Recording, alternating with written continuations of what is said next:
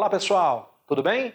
Agora nós vamos começar a nossa quarta trilha de aprendizagem, que é sobre relações ecológicas. Vem com a gente! Quando nós falamos sobre relações ecológicas, a gente fala sobre relações entre os organismos, tá? Então nós temos relações que são harmônicas e relações que são desarmônicas. Nas relações que são harmônicas, são relações que organismos de mesma espécie ou de espécies diferentes têm entre si, e essas relações elas não promovem nenhum tipo de prejuízo para nenhum dos envolvidos.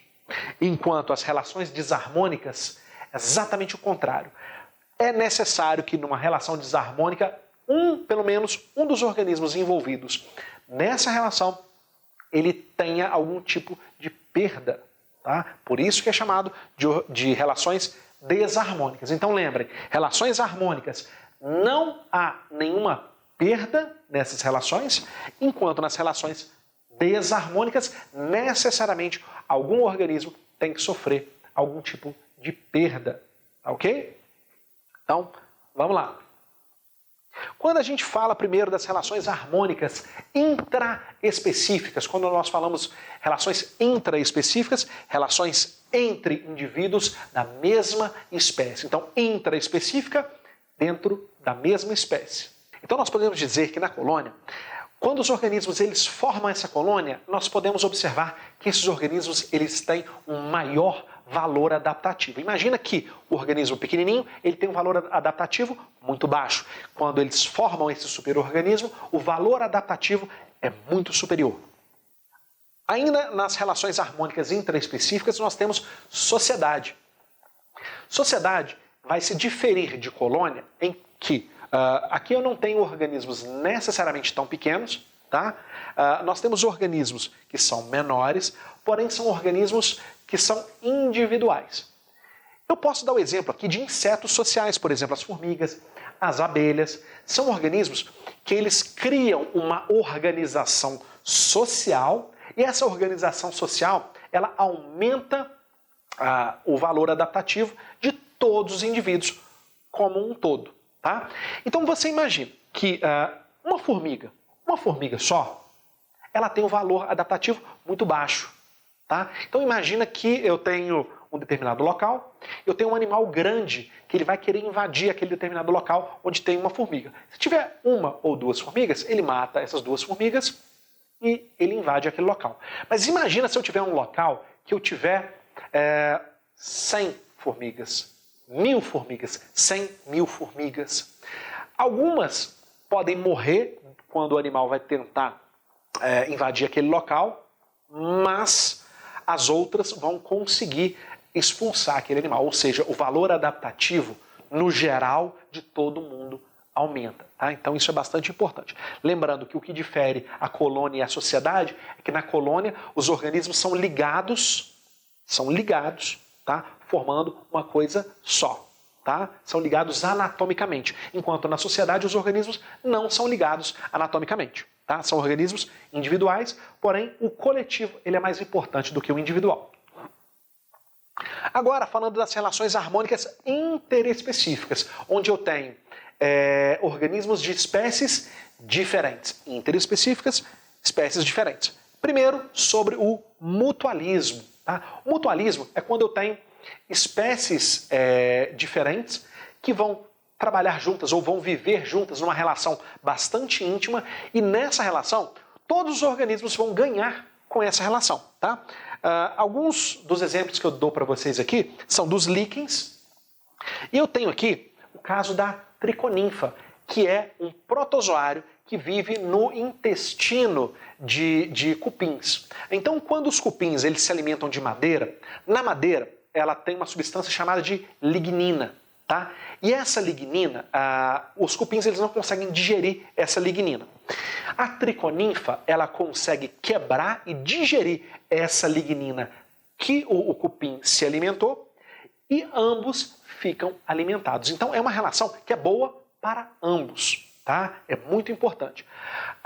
Professor, então qual que é a importância que nós temos aqui? Se eu separar esses organismos, esses organismos juntos, eles vivem bem. Se eu separar esses organismos, eles não conseguem sobreviver. Tá? Um outro exemplo que a gente pode dar também são as bactérias que quebram a celulose dentro do estômago dos ruminantes, no caso boi e vaca. Eles não conseguem sozinhos digerir a celulose. Então nós temos algumas bactérias que fazem a quebra dessa celulose no estômago deles, fazendo com que eles consigam obter biomassa através da ingestão de alimentos, no caso de plantas. Ok? Importante isso. Aqui mais exemplos aqui para vocês, tá? A imagem ampliada. E agora eu vou falar para vocês da protocooperação. Qual é a diferença de mutualismo e protocooperação? Nas duas relações, os organismos envolvidos, eles têm vantagens. Porém, na protocooperação não é uma relação obrigatória, tá? Ou seja, no mutualismo, se eu separo esses organismos, eles morrem, eles não conseguem sobreviver. Agora, na protocooperação, eu posso separá-los e aí eles conseguem sobreviver numa boa. Vivem pior, mas conseguem sobreviver. Exemplo que eu dou para vocês aqui é esse pássaro, que é o anu, e fica em cima do gado. Tá? Então, olha que interessante. O gado é normal que ele tenha carrapatos, pulgas, etc. E esse anu, ele fica em cima do gado, ele fica catando os carrapatos e pulgas desses animais.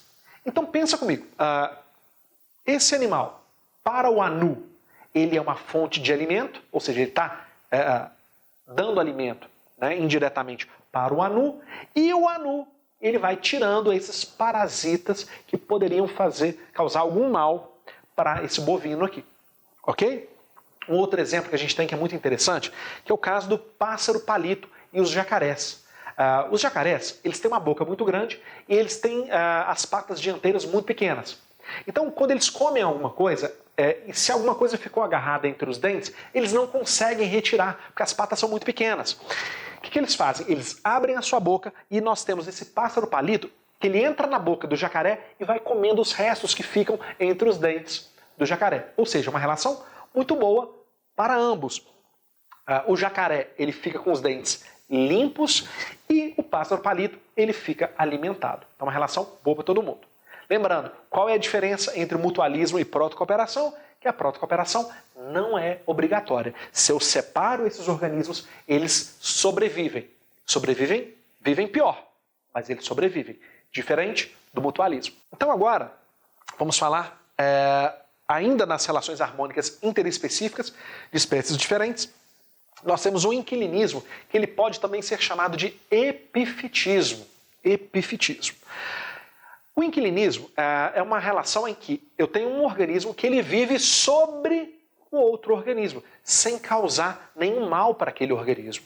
É o caso de algumas orquídeas e bromélias que elas vivem no tronco de algumas árvores, sem causar nenhum mal para elas. Elas estando nesses troncos de árvores, elas conseguem captar uma maior quantidade de luminosidade, conseguem captar uma maior quantidade de raios solares também para fazer a sua fotossíntese. Lembrando, sem causar nenhum tipo de mal para a planta hospedeira, ok? Então esse é o inquilinismo. Que vai ser um pouco diferente do comensalismo. No comensalismo, eu tenho duas espécies que elas vivem próximas umas das outras. Uma espécie leva vantagem e para a outra tanto faz. É o exemplo que eu tenho aqui para vocês do tubarão e a rêmora, também chamada de peixe piloto. Vocês podem ver, sempre quando a gente vê algum documentário sobre a vida marinha que fala sobre os tubarões, nós vemos sempre as rêmoras, que estão sempre ao lado do tubarão. O tubarão nada para um lado, ela vai para o mesmo lado, vai para o outro, está sempre acompanhando. O que acontece? O tubarão, como ele normalmente é um animal muito voraz, ele está sempre se alimentando. Então, quando ele morde alguma coisa, algum pedaço sobra. E essa rêmora vai lá e se alimenta daqueles restos ou daquelas sobras do tubarão. Okay? Lembrando, não há nenhum benefício e nenhum malefício para o tubarão nesse tipo de relação. Ok? um outro exemplo que eu dou para vocês é a relação que existe entre os leões e as hienas, em que os leões eles matam uma presa, por exemplo, uma presa grande, eles não conseguem se alimentar da presa inteira e deixam alguma sobra. As hienas vêm e se alimentam daquelas sobras. Tá? Isso é um exemplo também de comensalismo. Agora, vamos começar com as relações desarmônicas intraespecíficas. Aqui nós vamos começar com o canibalismo. O canibalismo é quando eu tenho um organismo que se alimenta de outro organismo da mesma espécie. Tá? Exemplos que eu posso dar para vocês aqui é o exemplo dos peixes carnívoros, no caso as piranhas e as tilápias, que se alimentam de organismos mais fracos, vamos dizer mais fracos, né, da mesma espécie. E eu tenho o caso também do louva-a-Deus, que faz o seguinte: quando existe o período de acasalamento, após a fêmea acasalar com o macho, ela mata o macho, ela corta a cabeça do macho e ela se alimenta, ela come o macho inteiro. Com isso, ela obtém mais energia para botar uma maior quantidade de ovos. Bastante interessante isso. Tá? Então, lembrando que o canibalismo ele é uma relação muito comum no reino animal. Tá? Ainda nas relações desarmônicas intraespecíficas, que é a competição. O que é competição? É quando eu tenho uma coisa que eu vou chamar de recurso. Tá? O que seria recurso? Poderia ser alimento, poderia ser água, poderia ser espaço e parceiras para a reprodução, ou parceiros para a reprodução. Quando esse recurso ele é limitado, esses organismos eles competem por aquele recurso. Tá? Lembrando, eu só tenho competição quando o recurso é limitado. Se o recurso for infinito, eu não tenho a competição. Tá? Então os organismos eles competem pelos recursos. Tá? Então, relações desarmônicas intraespecíficas. Eu tenho também, dentro das relações desarmônicas interespecíficas, competição interespecífica. Então, assim como organismos da mesma espécie, eles competem por recursos, organismos de espécies diferentes também competem por recursos. O único que não vai entrar como recurso na competição interespecífica seriam parceiras para a reprodução. Porque um mamífero pode brigar com uma ave por um alimento, mas não por uma parceira para a reprodução. Parasitismo. Parasitismo é quando eu tenho um determinado organismo que ele vai se alimentar de uma parte de outro organismo ou de fluidos de outro organismo, que é o caso de pulgas, carrapatos, piolhos, tênias. E dentro do parasitismo, dentro dos parasitas, eu tenho os ectoparasitas e os endoparasitas. Ectoparasitas são parasitas externos, que é o caso de pulga, piolho, bicho de pé, estão fora do nosso organismo. Eu tenho também os endoparasitas, que são os parasitas internos, algumas bactérias, protozoários, vermes, tá? Que a gente pode ingeri-los, ingerir alguma forma deles e eles se manifestarem dentro do nosso organismo. Tá? Lembrando, no parasitismo sempre há algum tipo de perda para o nosso organismo ou para o organismo parasitado.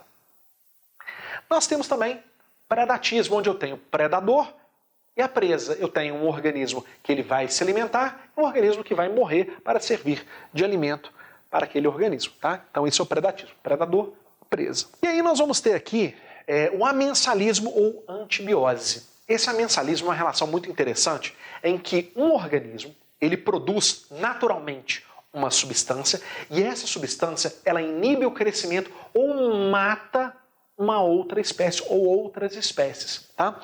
É um exemplo que eu tenho aqui das marés vermelhas, que eu tenho uma espécie de alga que ela produz uma neurotoxina.